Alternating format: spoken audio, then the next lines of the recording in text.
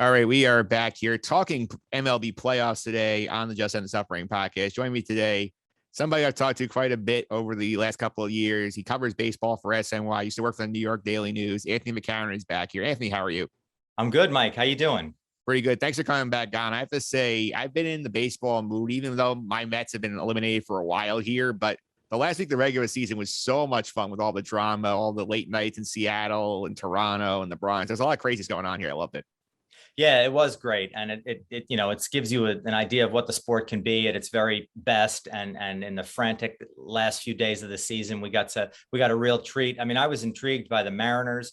It's been so long since they've been in the playoffs, and to make that run at it was just really great theater. Too bad they came up short. It would have been great if we could have had maximum chaos evolve out of Sunday, but it didn't work out that way. And we have a great matchup with Yanks Red Sox, but I would have liked a little bit more.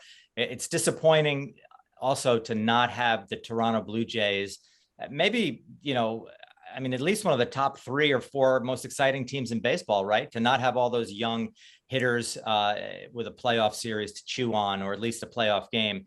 That's kind of a bummer too. But I think I got a feeling that they're going to have their chance coming up in the next few seasons. Yeah, I mean, I loved it, and don't get me wrong, I'm with you. Not having Toronto is not as fun as I think they would have given the Yankees a much more difficult fight than Boston will. But at the same time, like all the drama we got this week, all the drama we got for 162, I think for me, I know that you and I probably in agreement on this, and the powers that be won't listen to us. I'd rather take Toronto missing the playoffs this year than having all those teams in already in a 17 playoff and having absolutely no drama down the stretch here. Yeah, I agree with that. You create all kinds of problems when you keep expanding and keep expanding and keep expanding. And then, after 20 years, you point to the one time that the 8 seed beat the 1 seed or whatever it is. And you had a thrilling upset like that as the reason for doing it. I mean, that's a kind of a shrug. I mean, you play all those games during the season, to sort of set some order for when it really, really counts. Right. So if you keep letting more and more teams in, I don't know how much drama it ratchets it up, but I think it just jacks up a playoff TV contract that you can get in the future. And, that doesn't necessarily mean that the playoffs are any better for fans. Yes, I mean, especially this year is the exception because, yes, you have 2 90-win teams making the AL. You go to the NL side, you have like an 83-win Philly team and an 83-win Red team in here. And I don't think I'm going to see either of those teams playing in October. Right. And, I mean, a lot's been made about the Dodgers, having to risk being in a 1-game playoff. Well, I mean, the alternative, and it's happened before, they won 100 and whatever games, but it's happened to the other teams in the past where they didn't get to the playoffs at all. I mean, I'm thinking of, I think 1954 when the Indians won 111 games, and I think the Yankees won 103, and all they had to show for it was an early ticket home. Like these things happen for a reason. And, you can always say to the teams that are disappointed, play better. And, the Dodgers still have a chance to do something great. I mean, 4 teams in the AL East with 90 plus wins, 2 of them didn't make it. Play better. They had an opportunity to do it, but they didn't get it done. That's what to me, I come back to 162 games. It's a long season. How many times do we hear that cliche out of players and managers' mouths? It's not a sprint, it's a marathon. Well, okay, then, get it done during the marathon. Yeah, for sure. I guess talk about those 1980s Mets too, because if they had the wild card, they would have made the playoffs about 6 straight years from 84 to 89. Right. But their legacy is such that they won once when they should have probably won 3 or 4 times. Yeah, and go a team right now trying to make their own legs right now is the Yankees. And obviously they're in the wild card matchup here with the Red Sox. And this thing has been very much Yankees one-sided the last couple of months. I mean, going back to August, they won 6 straight against the Red Sox here and in Boston. So what do you think about that in terms of like leading into the series? I think this is sort of going to be in the Red Sox. They'll be like, oh boy, the Yankees have our number of late. It's a great question because we've seen it happen in both ways, right?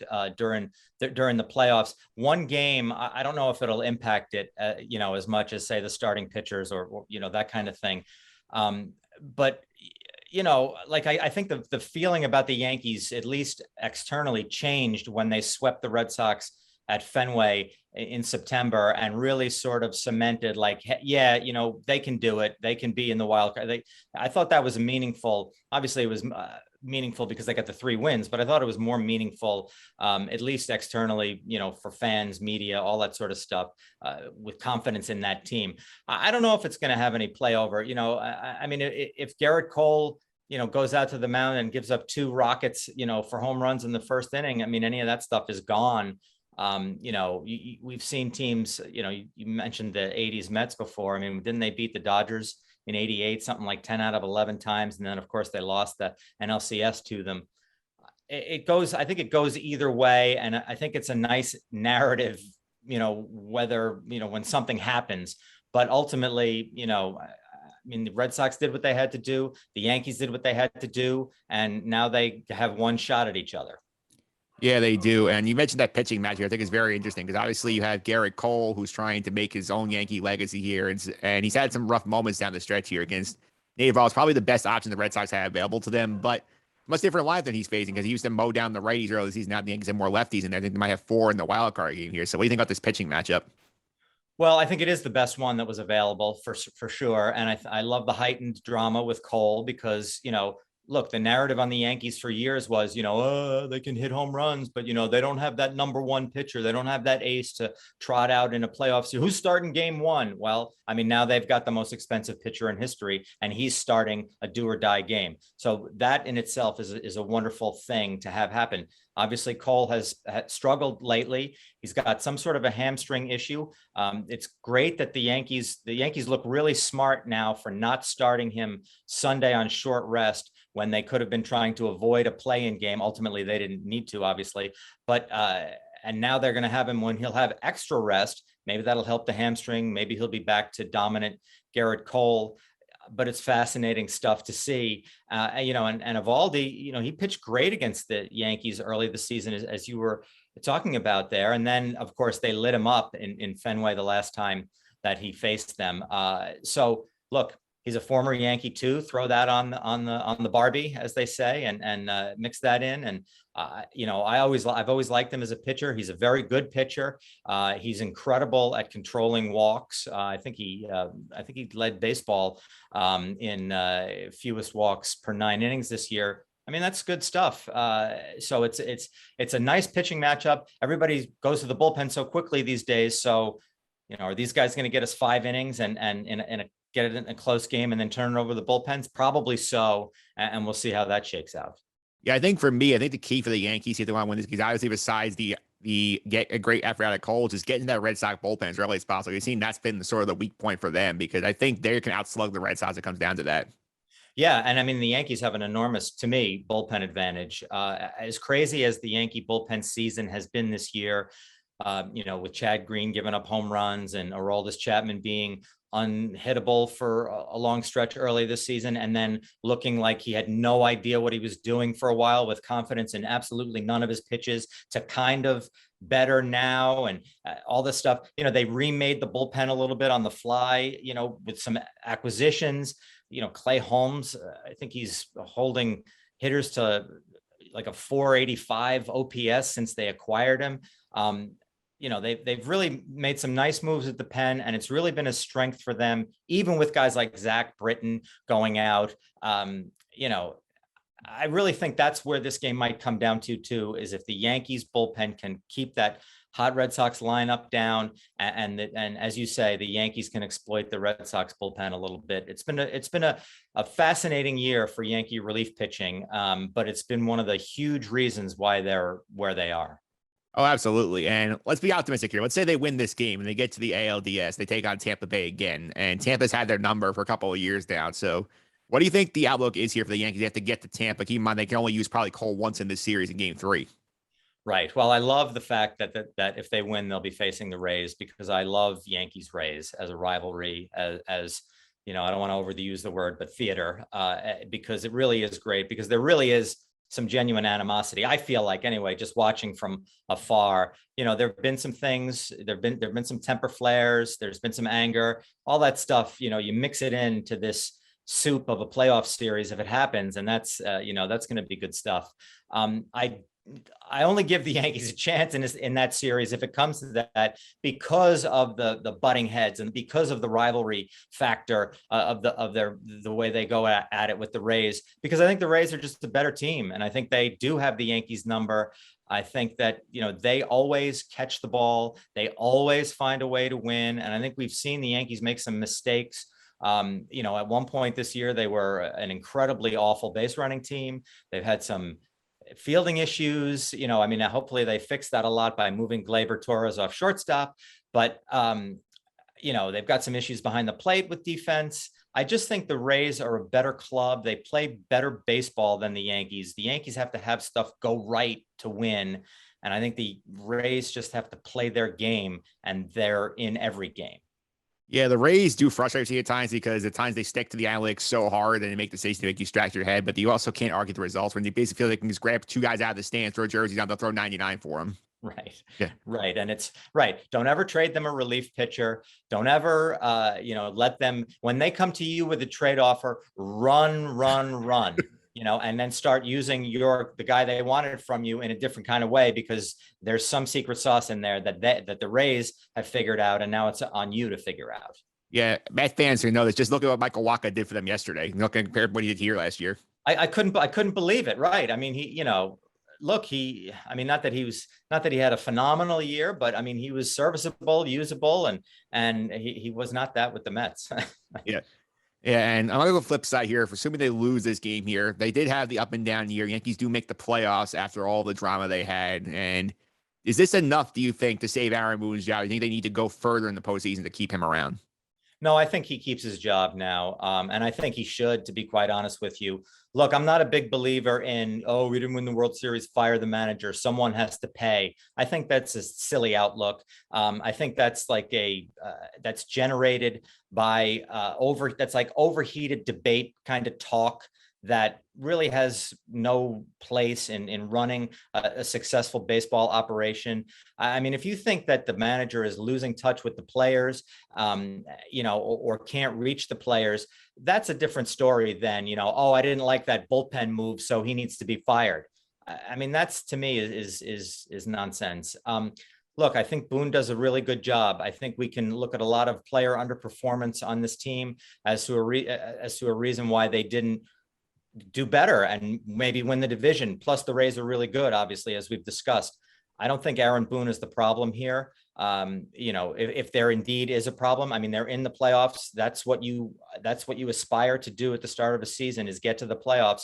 It may not be the most advantageous spot, but they have the chance to make their own destiny still. And there's a lot of teams that are on boarding flights to go home right now who would like to be in that spot. Aaron Boone, to me, is not the issue. I think he sticks around, and I think he should. Yeah, it makes some sense to me. I can see the logic there. And I want to touch on some of the other series here. I think quickly on each of them, White Sox, Astros, I think it's fascinating here to get the youth of Chicago and sort of the last stand of the Astros. What are you looking forward to in that series? Well, the White Sox have a great young core, obviously, as you said, and they're really fun to watch. And they've got an incredible load of talent there. That said, I'm kind of into the Astros revenge tour type thing, where they're, maybe 2017 isn't, what we would like it to be, pristine and everything, but we're still pretty good and we're going to prove it. All right, bring it on. They could have an incredible run in the playoffs. They're really, really talented. And I think if they're going against some of the, what if they make the World Series and they play the Dodgers in the World Series? Wow. What if they make the ALCS and they play the Yankees in the ALCS? Oh my. So I'm kind of interested to see how they make out. And that could be fun, because they're a great AL villain. Yeah, they definitely are the AL villain. I think the AL villain is probably the Dodgers still, because they just are the bully now that the Yankees were in terms of like spending their money at will. And they're now in this fascinating spot. They're in the one-game playoff. They have Scherzer for it against the Cardinals, who are the hottest team in the league, and they won 17 straight to basically get into the playoffs and run by the field here. I think if I was a Dodger fan, if it was anybody but the Cardinals, I would be feeling very great. But the fact that the Cardinals are so hot and they had this sort of like voodoo magic, they managed to just turn a mediocre team to a red-hot juggernaut, I'd be like terrified of that game. Yeah, I am too, for the Dodgers' sake. But at the same time, the Dodgers are so loaded and they have so much talent The Max Muncy injury is a bad break for them right at the end of the season there in the last day. Keep him out of that game that's too bad, and you hate to see it. But they have so much talent, and really, I mean, for the sake of the playoffs and for the sake of all of our viewing enjoyment, I hope they win that game so we can get the true best teams in the National League competing going forward. I admire what the Cardinals did. They did what they have to do, and that's always something to be praised. But they're not nearly as entertaining as the Dodgers, as a defending champion. And go LA is what I say to that series or that game. Yeah, if they do win that game, they get a fun match with the Giants. Because the Giants are this team that all year you're sitting there watching, like, okay, when's the wheels gonna fall off the wagon here? When are they gonna fall back to earth? And they just never did. They won 107 games, and sort of like the most ridiculous way possible with all these like 32-year-old vets going against the traditional wisdom of baseball. It's get younger. And I think it's gonna be fascinating to see how they do in the postseason. Absolutely. They've had such an amazing year. And you're right. I think the entire baseball world was waiting for them to just go away and have the Dodgers just roll over them. And if you look at the second half that the Dodgers had, which I think, I don't know this for certain, but I think I read somewhere that it was the best in Dodgers history, and they couldn't catch the Giants, which is it's incredible to think what they've done this year. They made a nice move at the deadline, getting Chris Bryant. They've pitched all year, and they've hit a ton of home runs. And you're right. I mean, they've done it in a kind of they've pitched backwards in terms of team building, right? Because they have not relied on the 22-year-olds the way everybody else is now, and getting guys to the majors, and using their athleticism and youth. They've got all these guys who you would say like, okay, they filled that hole that way. All right, it could work, but it all worked. And now they won 107 games, and I can't wait to see what they do in October for real now. It would be a disappointment if they went out in the division series, to be quite honest, a crushing one. Yeah, and the other series, I think probably the least compelling of the bunch here is the Braves Brewers, because I think Atlanta was the product of that soft division, and the fact that like nobody in it could compete. The Brewers lost a reliever, which stinks because he never learned the lesson. The wall always wins. He punched the wall. But the other hand, they have so much starting pitching. I don't see how the Brewers don't get through that series. Yeah, I don't either. They should get through it easily. And this kind of look, when you look at this at these playoffs kind of from the up top view, and you see like Dodgers Giants, and you think about the Yankees and the Red Sox, the Astros lurking and all that stuff. I mean, would it stun anyone if the Brewers pitched their way to the World Series? That's how good they are. It'll be fun to see if they can do it. But they really have amassed some talent there, and it's been a great run for them. And this kind of, I wonder if they're we were all thinking Dodgers Giants, who's coming out of the NL for the World Series, and maybe they're like lurking in the corner saying, well, we're going to pitch our way to it. Yeah, I know this is crazy because obviously we are recording on Monday before the wild card games even start, but looking at this field right now, look how these teams are playing. You have to make a pick for who reaches the World Series from each league. Who would you go with today? Well, before I looked this up before I came on with you, Mike, before the season, I picked Dodgers and Yankees, with the Dodgers beating the Yankees in the World Series. And that's still alive. Yay. Finally, one of my World Series predictions is not void after the end of game 162. But I'm not going to go there this time. I think that the Rays get there out of the American League. I really do. And I'm, just into sort of, we didn't get chaos after game 162. Chaos lost, but I think chaos might win in the playoffs, and maybe the Brewers, and we get a little Brewers Rays action. Yeah, that'd be a lot of fun for the baseball fan. I feel like the league itself would not be thrilled with the TV rating. No. I'm sure they're actively rooting against it. Are you kidding? Yeah, I mean, they're sitting there holding their Dodger, Yankee, Red Sox, like Dodger, Red Sox pom-poms, basically. Absolutely. Yeah. Yeah, I think my preseason pick was Mets, White Sox, so I was way off on the Mets, so the White Sox can still get there. I had the Mets going to the NLCS, which was obviously did not happen, and has long since been put to bed. But I was over optimistic on the Mets this year, as I think everybody on the planet was. Yeah, and the Mets right now, I mean, we're recording. They have not made a decision on Louis Ross's future yet, but from all indications, it sounds like they're going to let him go here. Do you think that's the right decision?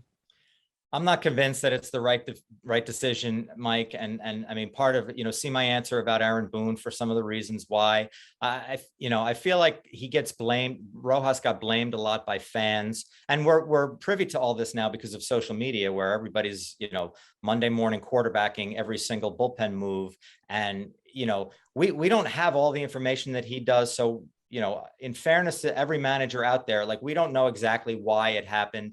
Sometimes they tell us the reasons. Sometimes they don't tell us the reasons why each move was made. I feel like, people get blamed, managers get blamed when relievers fail. And there's not always a correlation there.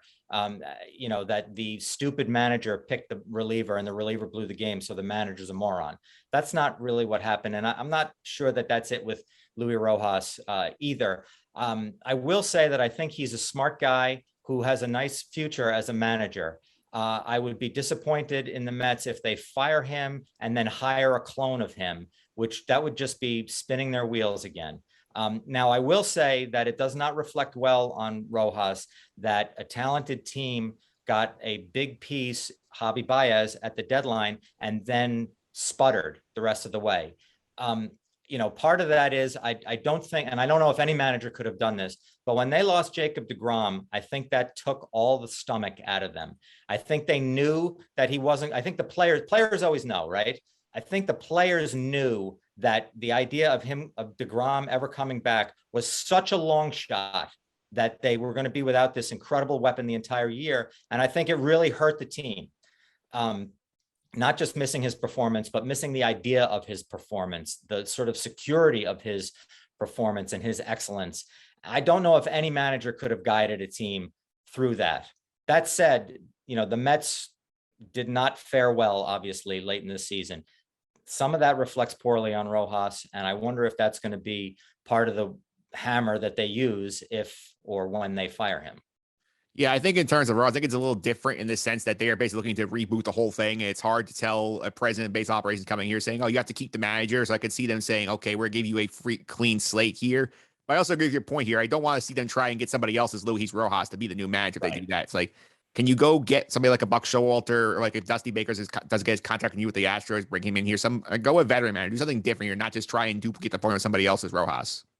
Right. And that's a real danger here because, there have been a lot of teams that have hired managers that way, young guys who will implement the organization's philosophy.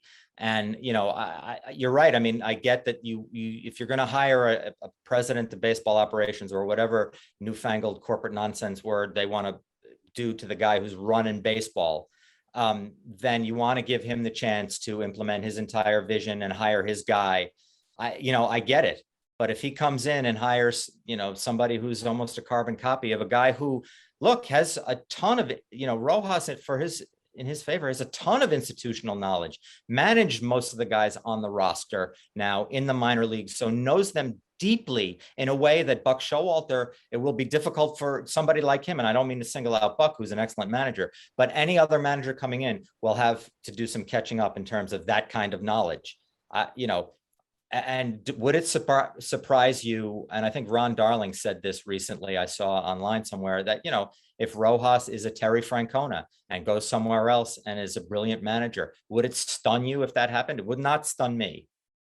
Yeah, I also wonder too. I was thinking about the last year, and Steve Cohen came on as a press conference here and said, "I don't want people learning on my dime when it comes to that." So you wonder if maybe even with the president coming here, maybe Cohen puts his finger on the scale and says, "Can we get an experienced manager in here and not just rely on some random guy who's going to be learning on the job?" Right, and to be fair to Rojas, he's already learned on Steve Cohen's dime this year. So he's got that in the bank already. So the learning will be, you would think less in coming years for him.